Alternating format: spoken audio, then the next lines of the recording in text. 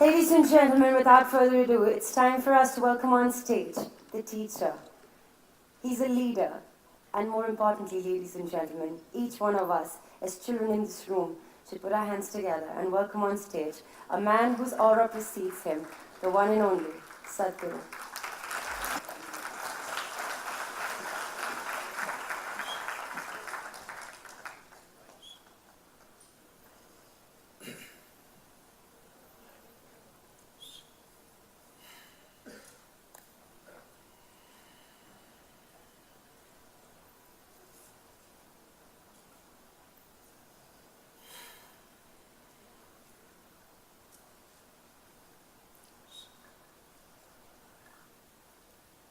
Jananam Sukadham Maranam Karunam Milanam Madhuram Smaranam Karunam Kalavashadya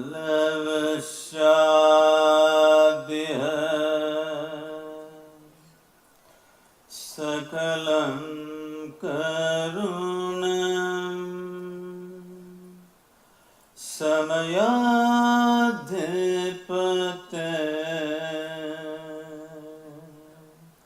Akilam Karunam. Good morning, everyone.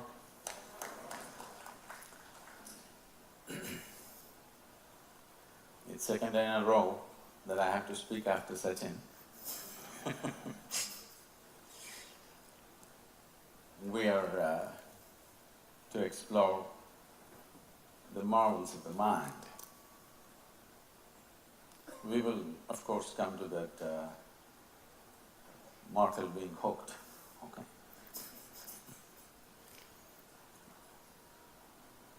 No? Did I get it? The hook shot.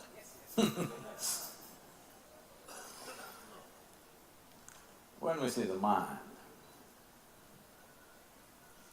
we need to understand this in the evolutionary process of life, the way it's happened. You know, Charles Darwin went about explaining that what was a goat became a giraffe and took so many million years. What was a pig turned into an elephant and it took so many more million years. But what was a monkey became a human being rather quickly. Yes, so quickly that today anthropologists think that there is a missing link. I thought there was some kind of a missing link at the door a little while ago.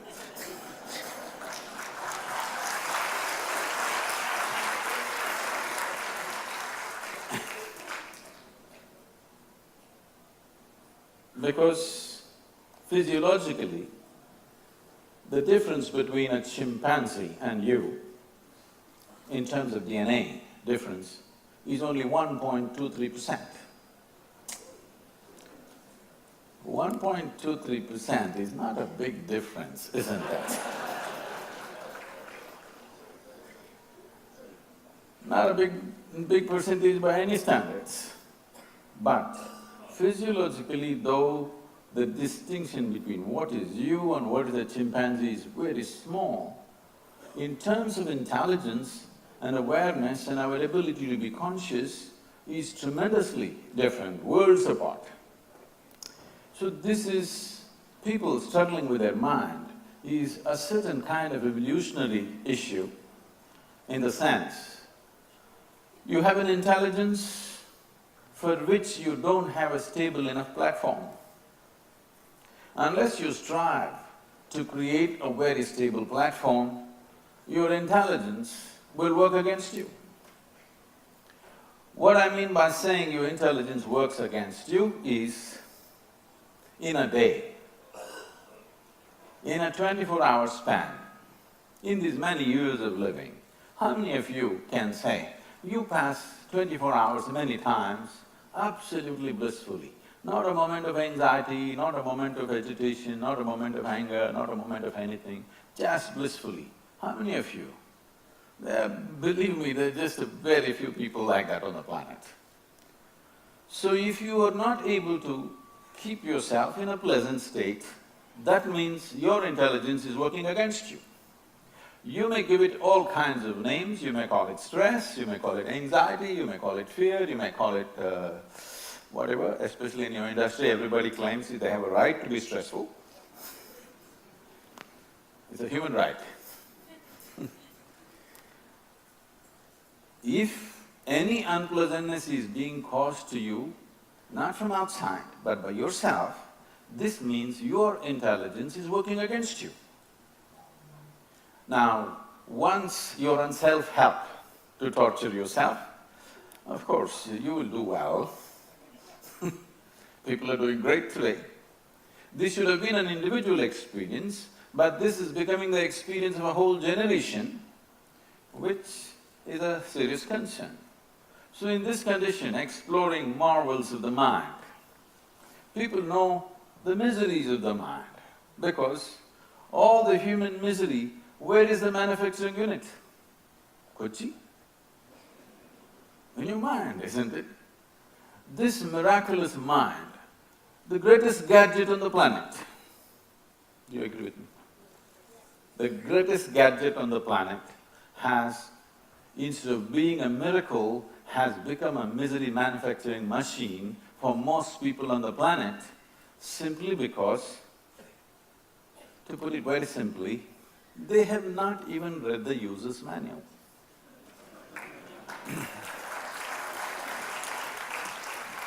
A highly sophisticated computer, even your supercomputers are just a dropout of this. But without knowing anything about it, people want to operate this. And most of the time, it's a mess. Can I? I'm getting very serious. Can I tell you a joke?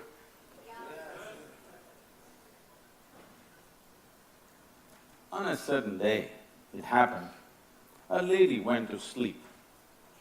In her sleep, she had a dream. In her dream, she saw a hunk of a man standing there and staring at her. And he started coming closer and closer and closer.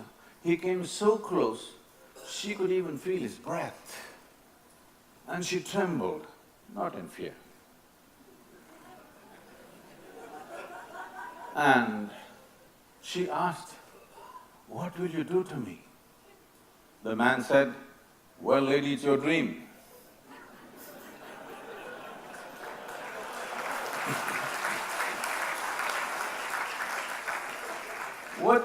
What's happening in your mind is your dream. The problem with most people right now is, it is not about whether life is happening the way they want it or not. Even their dream is not happening the way they want. If their dream was happening the way they want, they could sit here blissfully, isn't it? Maybe you're not getting to do things that you want to do in the world, but you can sit here joyfully if your dream is happening the way you want it. What is it that human beings are suffering? Two most fantastic faculties that only human beings have, that's what they're suffering, that's why I said it's an evolutionary problem. What happened 10 years ago, people are capable of suffering even now, yes? Yes or no? Because there is a huge capacity to remember. They're suffering their memory. What may happen day after tomorrow, they already suffer. That means they're suffering their imagination. This ability to remember and ability to project a picture into the future, these are fantastic qualities of human mind. An earthworm cannot do it, that's why it's peaceful.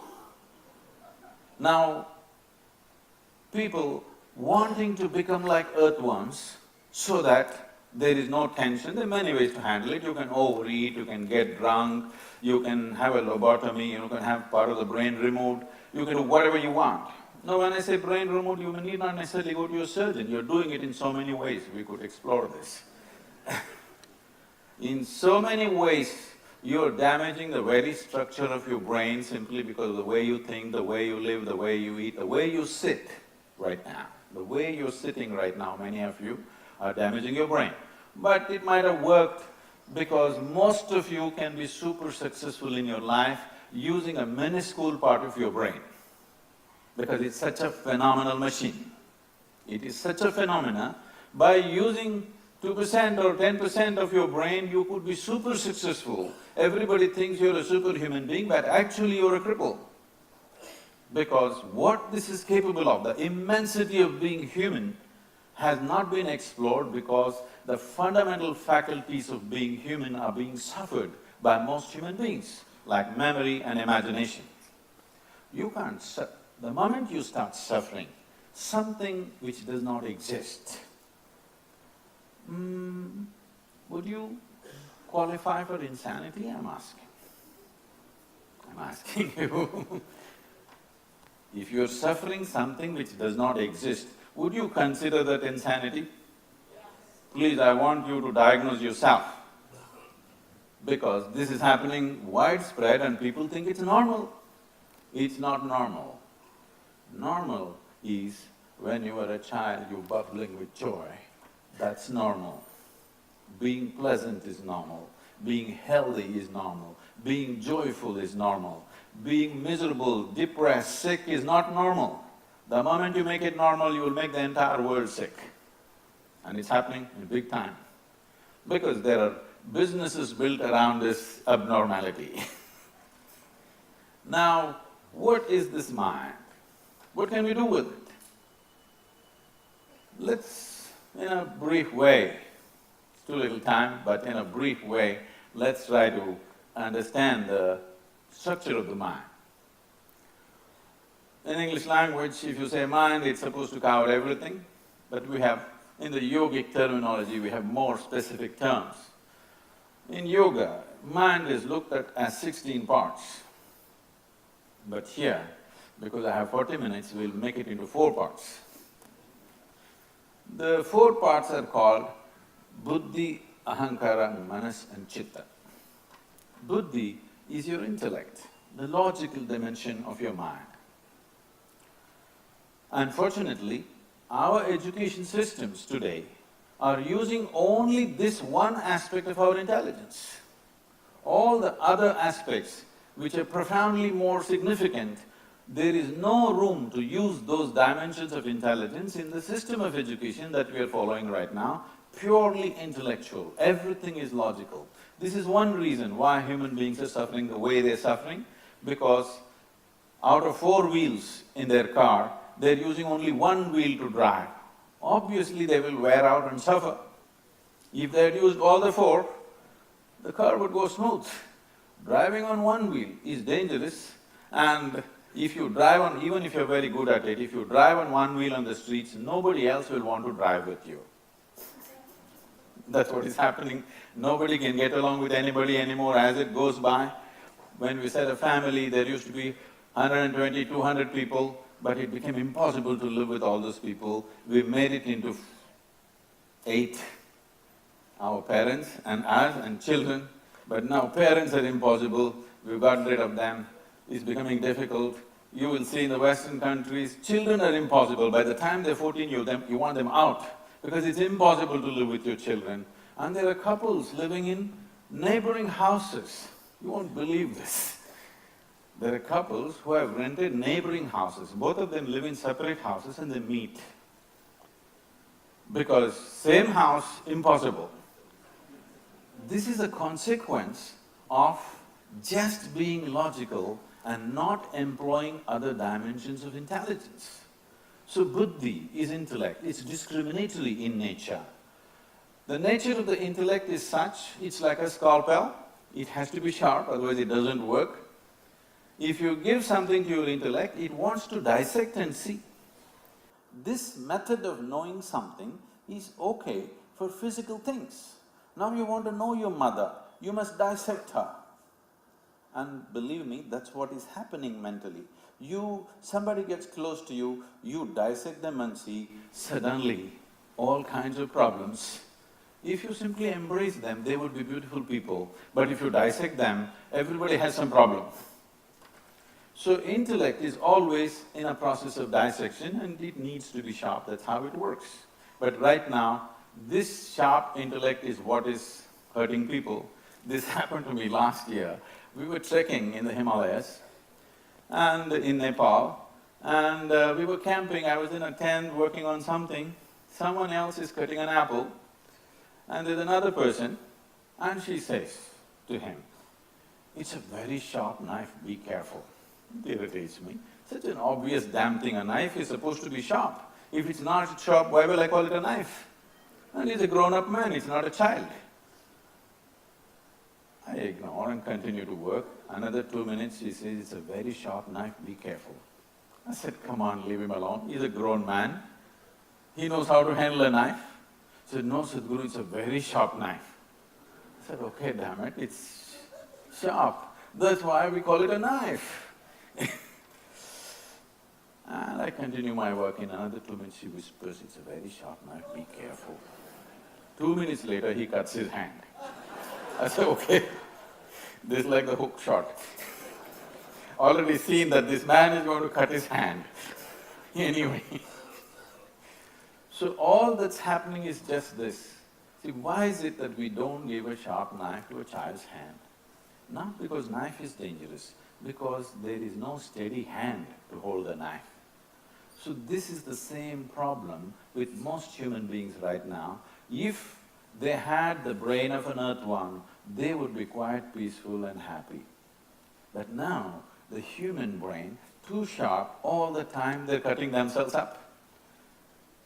See, people come to me and say, "Sadhguru, I can't stand this, my mother-in-law is so horrible, my husband, I can't do it, my wife, impossible, she is my boss." I say, "You come, if you stay here in the ashram, I will make sure your mother-in-law, wife, husband, boss, nobody enters this place. I'll give you a nice place to stay, good food to eat, nothing to do. Just random, whenever I feel like it, I'll come and check. When I check, you must be joyful. If you're miserable, I don't believe in feeding misery. Only condition is you must be joyful, we'll take care of you for life." Oh, you leave them alone for 24 hours, they go crazy. When you're alone, if you're suffering, obviously you're in bad company, isn't it?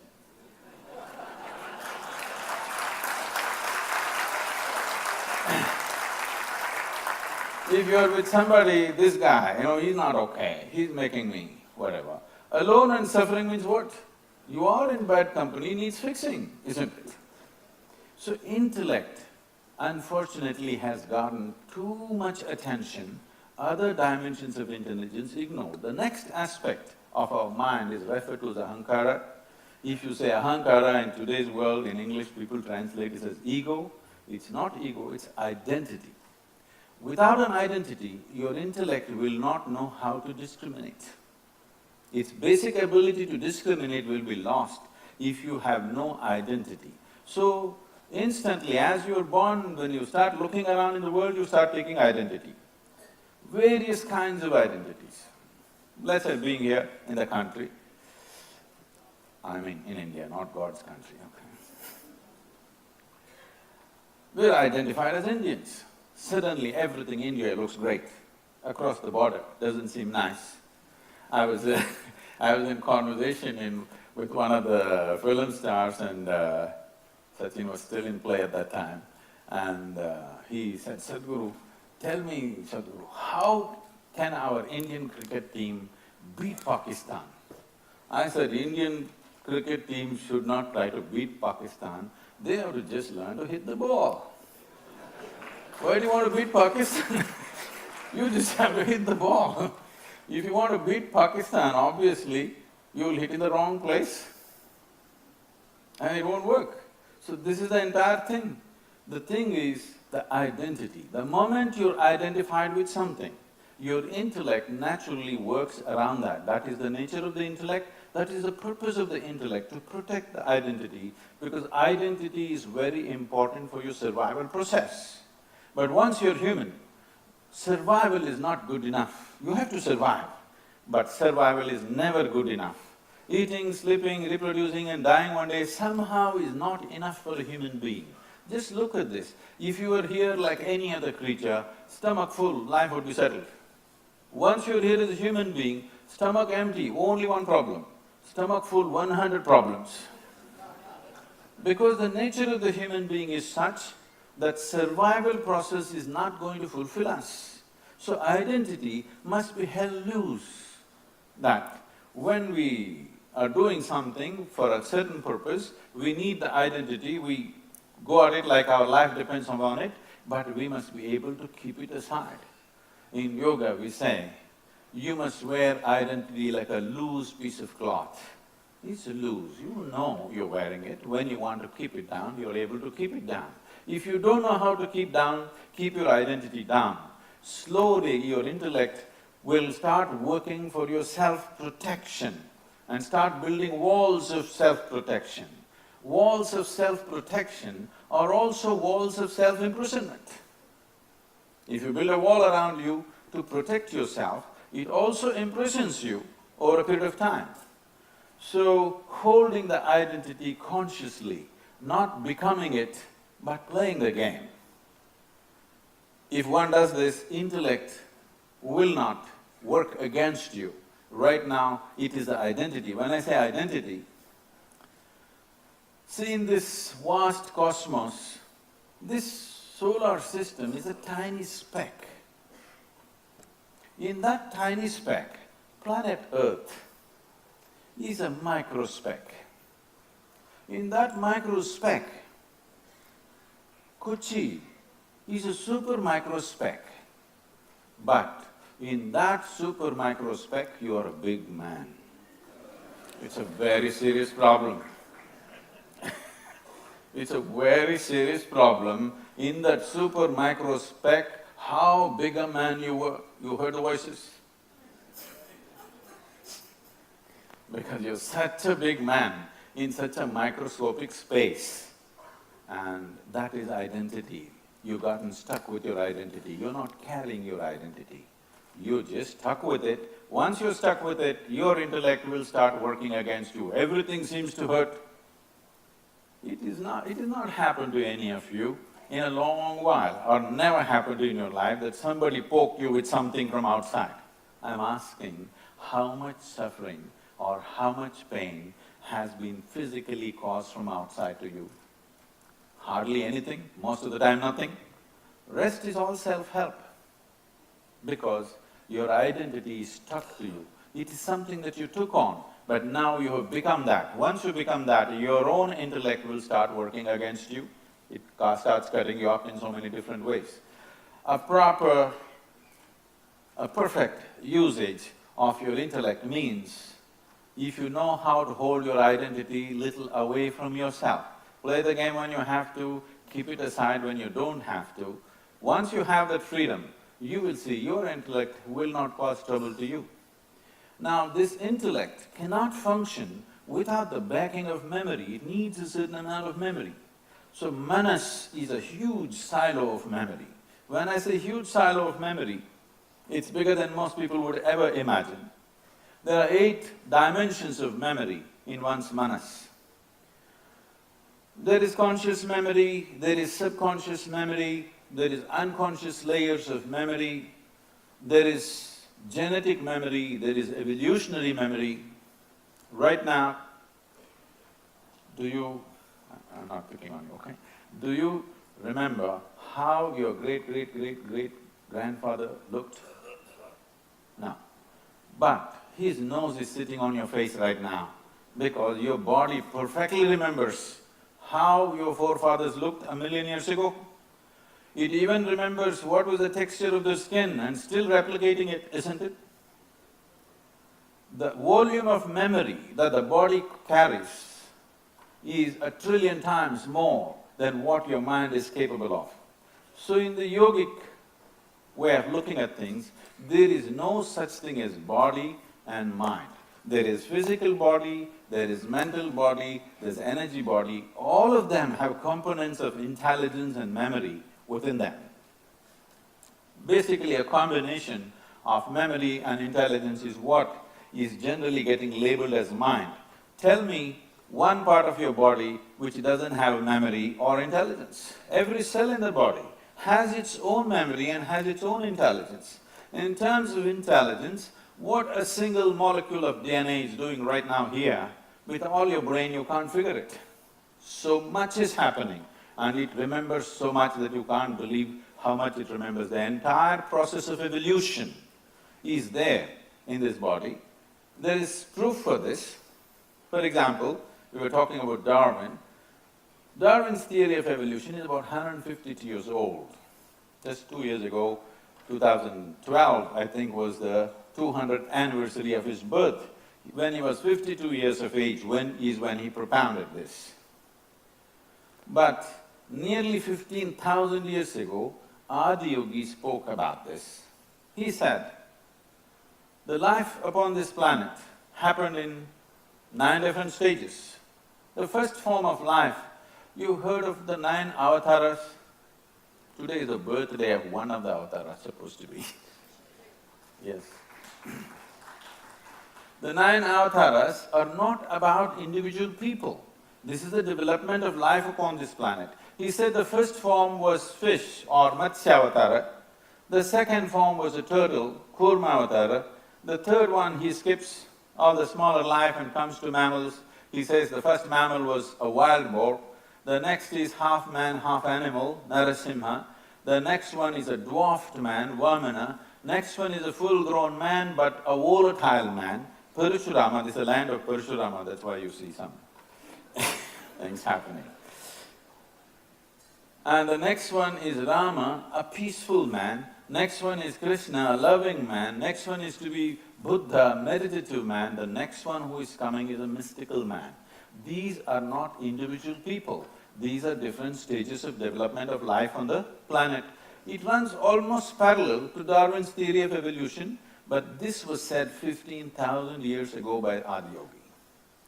This is not by studying the Galapagos Islands, this is by looking inward, because the entire evolutionary memory is there in this body, if you look at it closely enough.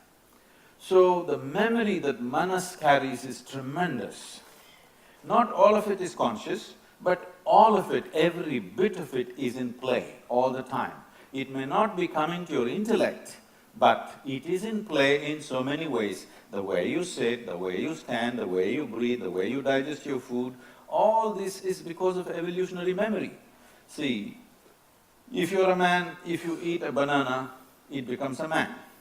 If you're a woman, if you eat it, it becomes a woman. If a cow eats it, it becomes a cow. This is because of a certain type of memory that this body carries. Whatever you put into this becomes a masculine body. Whatever she puts into it, it becomes a feminine body. Whatever you put into a cow, it becomes a cow's body. It is only memory. You have a certain form, you have a certain existence, only because of the type of memory that you carry, and this is manas. This is not in any one place, it is right across the body. It is called manomaya kosha, a layer of mind running through the body. There are various ways to access these dimensions of memory, and not relevant right now because it will go away somewhere else. But the next dimension of our intelligence is the most significant and most untouched by most people. This is called as chitta. Chitta is that dimension of intelligence which is unsullied by memory. It's pure intelligence, no memory in this. So I want you to understand, what you consider as myself is a certain amount of memory, isn't it? Yes? If you take away your memory, you don't know who you are. So a certain amount of memory is what you consider as myself. But there is a dimension of intelligence in this being which has no memory. That means there is no such thing as my chitta and your chitta. There is a larger mind, a pure intelligence. If you touch it, there is no here and there is no time and space, Many human beings might have touched this accidentally here and there in their life because of a certain level of involvement or engagement or focus, but the important thing is to consciously access this dimension. Because if you access the dimension of intelligence beyond the states of memory, then you are not subject to the laws of physical spaces. Because all physicality happens because of memory. It's only because of a certain memory, everything has taken a certain form and a certain shape and a certain physical existence. So once you touch a dimension of intelligence which is beyond memory, you are beyond physical form. If you are beyond physical form, time and space doesn't matter. In a sense, you're sitting here right now, if suppose you did not have a body, does it matter we sit here for 1 hour or 1 millennia, I'm asking? Only because you have a body, it's keeping time. It is keeping time in so many different levels.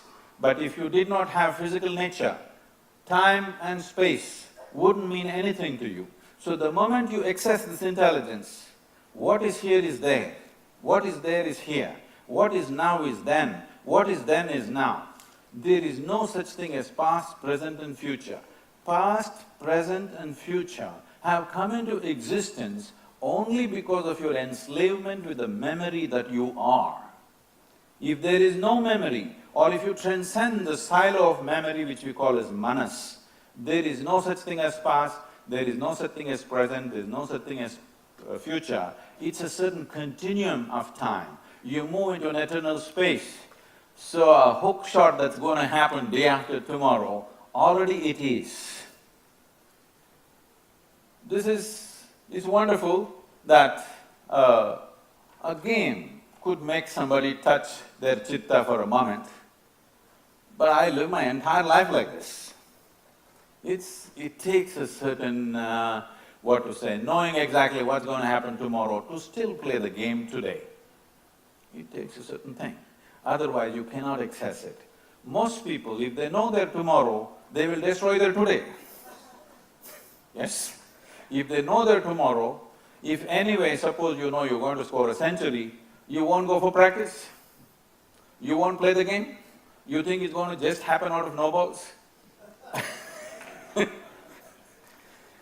But to know what's going to be next moment and still to play this absolutely, with total involvement, unless you develop that in your life, that your involvement is not subjective to what's going to happen and what's not going to happen.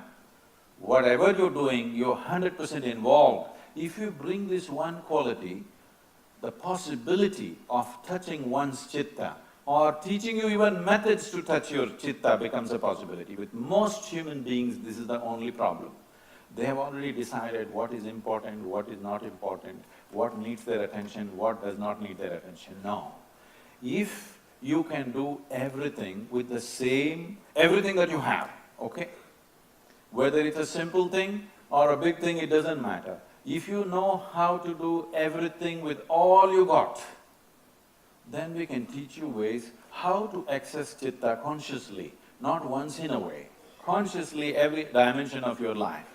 And life becomes ease when you know what's happening.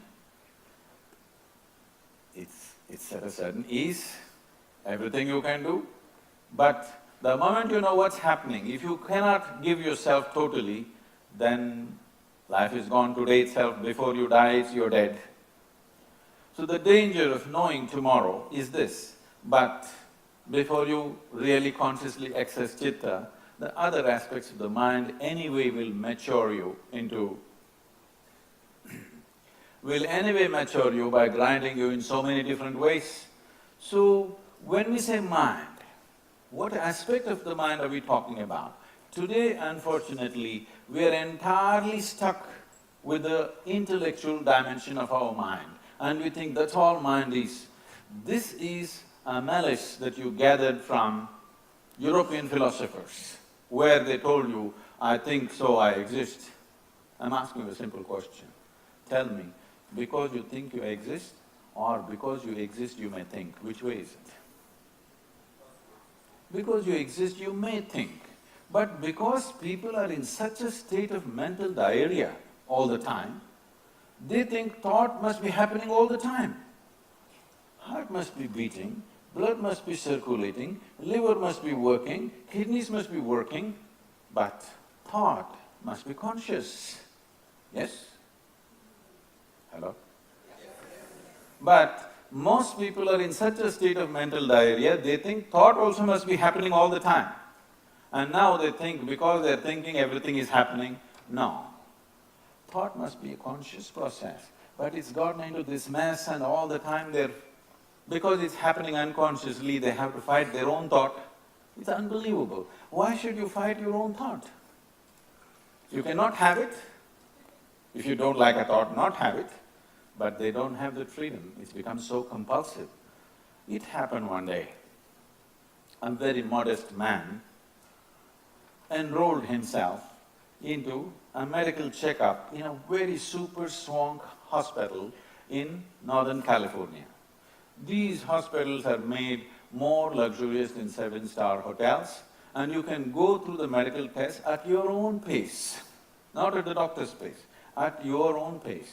5 days, 7 days medical checkup, going through the entire process very slowly at your own pace. So he enrolled himself and he was going through this process. They appointed a very pretty-looking nurse to take care of him for these 5 days, and things were happening, and various things to drink, and this kind of MRI and that kind of stuff, all happening in a moment, in one evening, in a certain moment of relaxation. What should happen in the toilet happened on the bed. He was just wondering what to do with this mess on the bed. Just at that time, he heard this pretty nurse coming in the corridor towards his room, because fortunately in America, women make a lot of noise when they walk. Their footwear is like that, they cannot come silently. They come with talk, talk, talk. So he heard the talk, talk, talk, he didn't know what to do if he doesn't want this young woman to come and see this mess. So he picked up the bed sheet and threw it out of the 5th floor window. Down below, a man was coming back from the party. It's such an unfair world. A man is expected to walk on a round planet which is spinning. It's not fair. So he was walking sideways and slowly trying to get home, and this white sheet came and covered him. He screamed and went off like a windmill, fighting the sheet. It took over 2 minutes of screaming and yelling and fighting to get the sheet off. By then the security came rushing, hearing this commotion. They came and asked, what happened? He just looked down at the sheet and said, it looks like I've beaten the shit out of a ghost.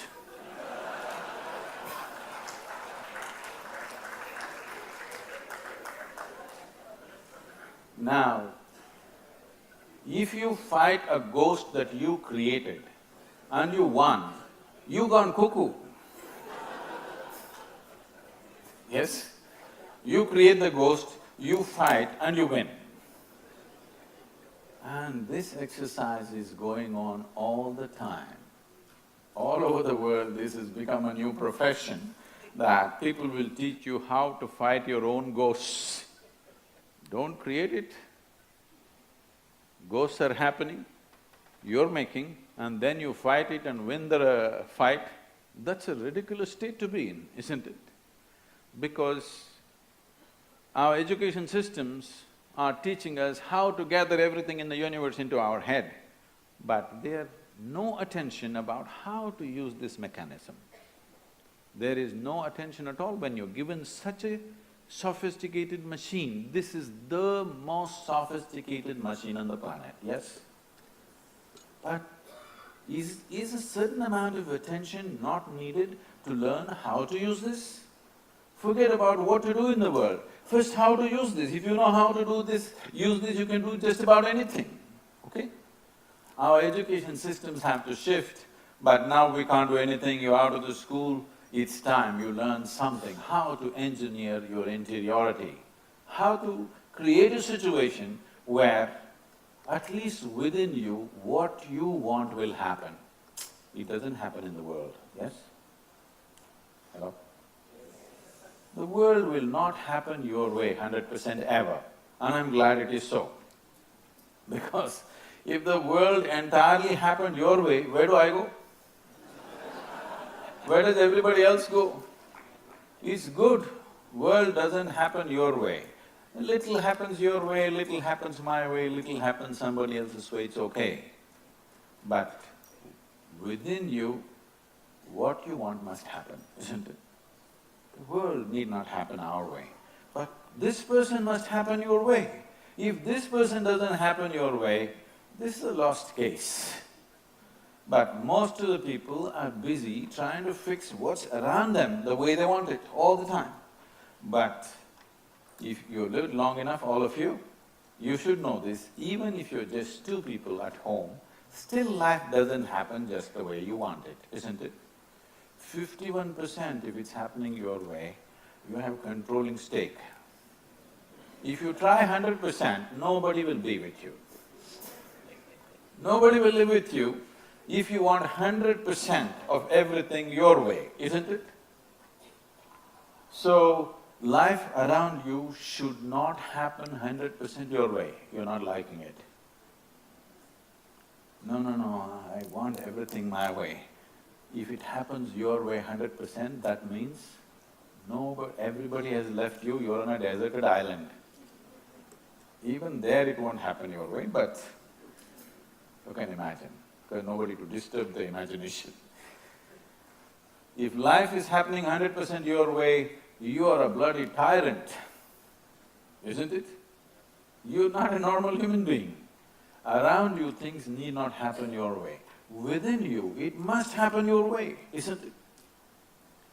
But nothing has been done about this. If you see that your mind, your emotion, your body happens the way you want it, would you keep it healthy, joyful and blissful?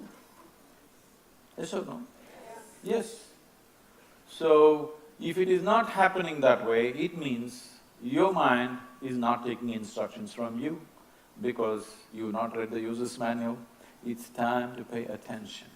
It's time to pay attention to this machine because whatever you wish to experience, you can only experience it through this. You don't have any other way. Yes or no? The only and only way you can experience anything, material, physical, spiritual, it doesn't matter what is your intention, whatever you wish to experience, you can only experience through this. If you don't keep this undistorted and the way you want it to be, then what you experience is all accidental. Your joy is accidental, your misery is accidental, your love is accidental, everything is accidental. When you live accidentally, being fearful, being anxious is normal. See, suppose you don't know how to drive a car. You just sat in it and touched this and that. Suddenly it started moving. Anxiety or no? Car's moving, you must be happy, but you're anxious because you don't know how to handle it. You try to do this and the steering came off in your hands. And the car started moving fast. Terror or no? But if you knew how to drive and the steering was properly connected, the faster it goes, the more joyful you become. Yes or no? Right now that's all that's happening. If life becomes successful people on the planet are carrying more miserable faces than those who have not succeeded. If you don't succeed, once you come to terms with your failure, at least you can take a walk on the beach. You're okay. But successful people are carrying miserable faces and sending a wrong message to the youth of the world, because if you send out a message that success is suffering, it may so happen the next generation may not seek success. A society which does not seek success is a disastrous society. Yes? Please, all of you successful people, you must send out a message, success is joy, it's the sweetest thing in one's life. Yes or no? Small thing or big thing, do you want to do it successfully or no? Because that is the sweetest thing, isn't it? So you must all send out a message. Success has brought joy to you. If you show a joyful face, the next generation will seek success. Otherwise, they will go and smoke pot on the street.